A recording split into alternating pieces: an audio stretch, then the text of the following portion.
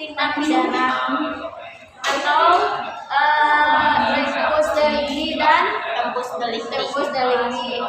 Dan yang pertama akan dijelaskan oleh saya. Locus delicti adalah tempat terjadi suatu tindak pidana atau lokasi tempat terjadinya perkara. Nah, locus delicti penting untuk diketahui untuk apa? Yang pertama, menentukan apakah hukuman pidana Indonesia berlaku atau tidak terhadap suatu perbuatan yang terjadi. Nah, hal ini juga berhubungan dengan pasalnya, yaitu pasal 2 hingga 8 Kitab Undang-Undang Hukum Pidana. Terus yang kedua, itu menentukan pengadilan mana yang berhak mengadili suatu perkara pidana. Nah, dalam hal ini kita berbicara mengenai kompetensi relatif suatu pengadilan berdasarkan ketentuan yang dimuat dalam pasal 84 ayat 2 Kitab Undang-Undang Hukum Acara Pidana yang menyebutkan bahwa pengadilan negeri yang di dalam daerah hukumannya terdakwa tempat tinggal berdiam terakhir di tempat ia dikemukakan atau ditahan hanya berwenang mengadili perkara terdakwa tersebut. Apabila tempat kediaman sebagian besar saksi yang dipanggil lebih dekat pada tempat pengadilan negeri itu daripada tempat kedudukan pengadilan negeri yang di dalam daerahnya tindak pidana itu dilakukan. Nah, itu dua hal yang penting diketahui untuk locus delicti. Terus Morgirno menjelaskan bahwa para ahli dalam menentukan manakah yang menjadi tempat terjadinya pidana berbeda pendapat, sehingga menimbulkan dua aliran. Aliran yang pertama, aliran yang menentukan di satu tempat, yakni tempat di mana terdakwa berbuat. Terus yang kedua, aliran yang menentukan di beberapa tempat, yakni mungkin tempat kelakuannya. Berdasarkan aliran yang pertama, terdapat dua teori, yaitu teori tentang tempat di mana tindakan atau kelakuan terjadi dan teori instrumen.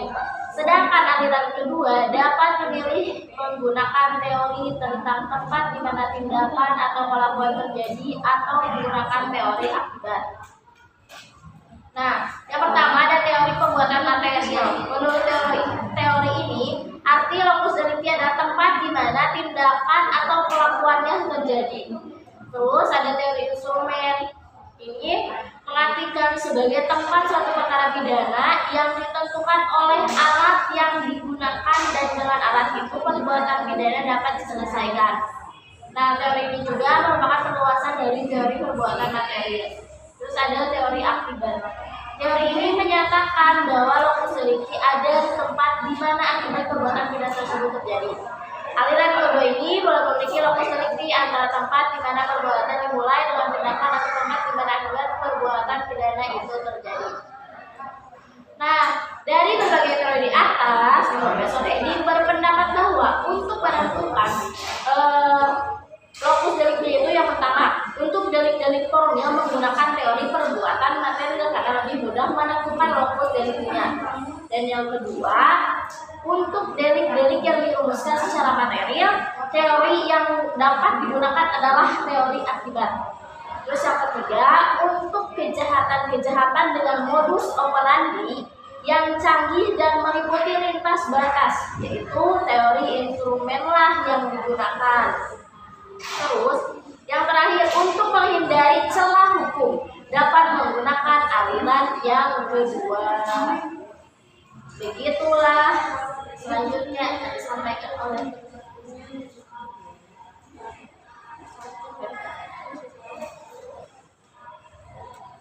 selanjutnya itu ada asas locus delicti. Nah, asas locus delicti itu mengenai ruang berlakunya peraturan-peraturan pidana menurut tempat dapat disebutkan beberapa asas. Asas yang pertama yaitu asas teritorial. Asas teritorial itu memberikan pengertian mengenai asas teritorial dengan arti perundang-undangan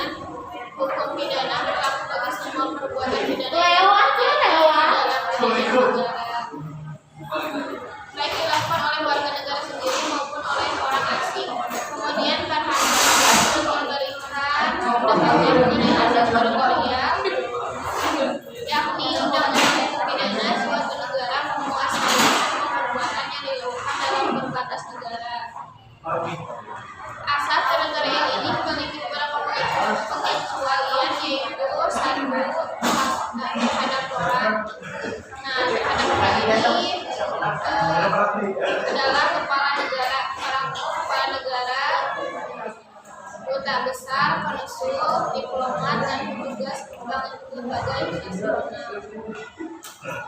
Nah, dasar pengecualian kepada kepala negara yang digunakan foreign-able. Kepala negara tidak dapat dihukum dengan menggunakan hukum negara lain.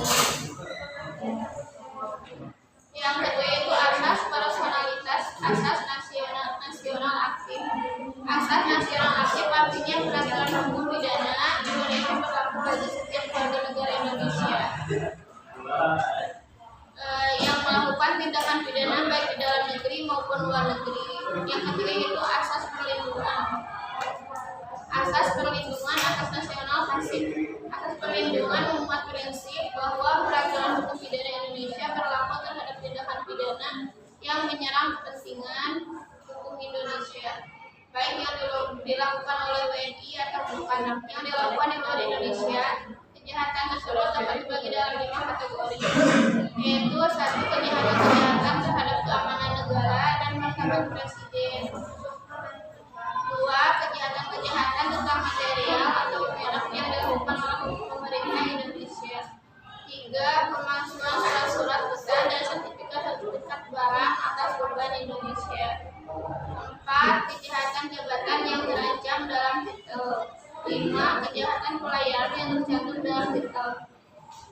Yang selanjutnya itu asas universal, artinya adalah perundang-undang hukum pidana suatu negara berlaku bagi semua orang yang melakukan pelanggaran terhadap hukum pidana internasional. Yang selanjutnya itu ada ekstradisi.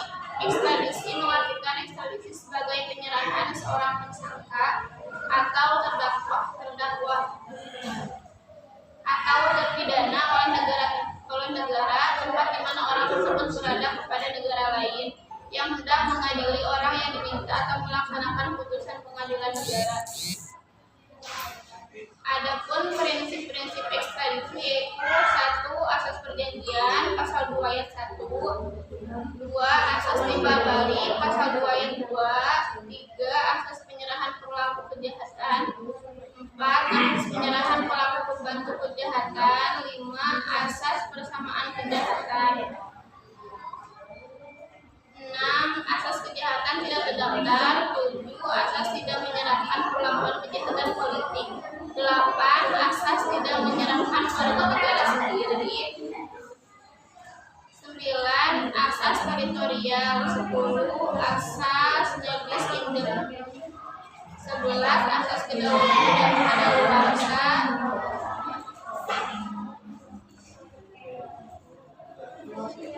12. Selanjutnya akan dibacakan oleh Nasr. Nah, dari yang kedua ada tempus delicti. Pengertian dari tempus delicti yaitu waktu terjadinya perbuatan delik atau tindak pidana.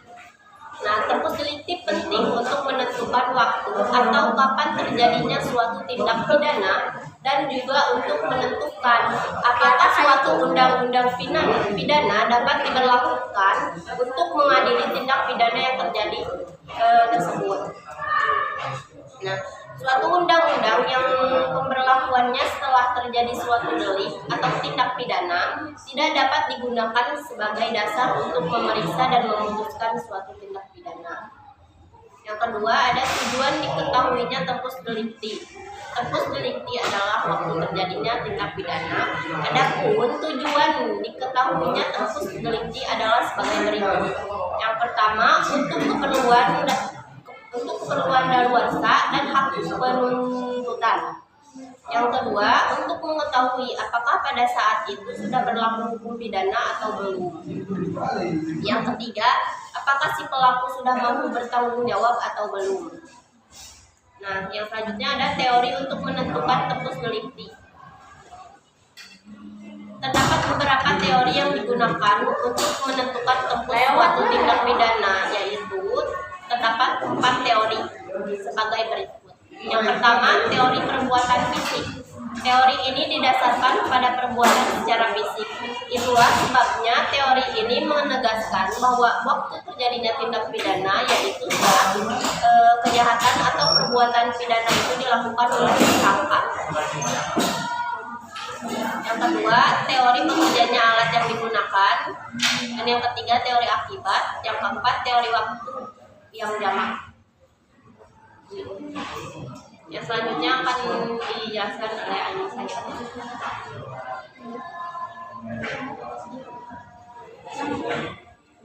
Yang keempat, pentingnya tempus delikti.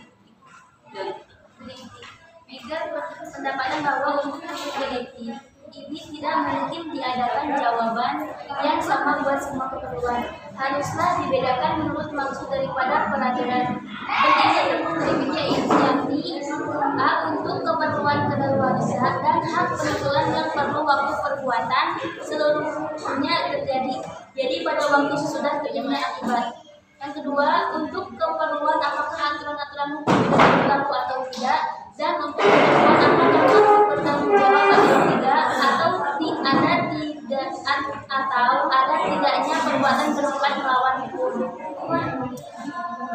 Terus yang selanjutnya, keadaan kalau perbuatan pasal 44 KUHP sebagai syarat mutlak sahnya surat dakwaan. Mungkin sekian yang dapat kami sampaikan. Mohon maaf bila ada kesalahannya. Wassalamualaikum warahmatullahi wabarakatuh.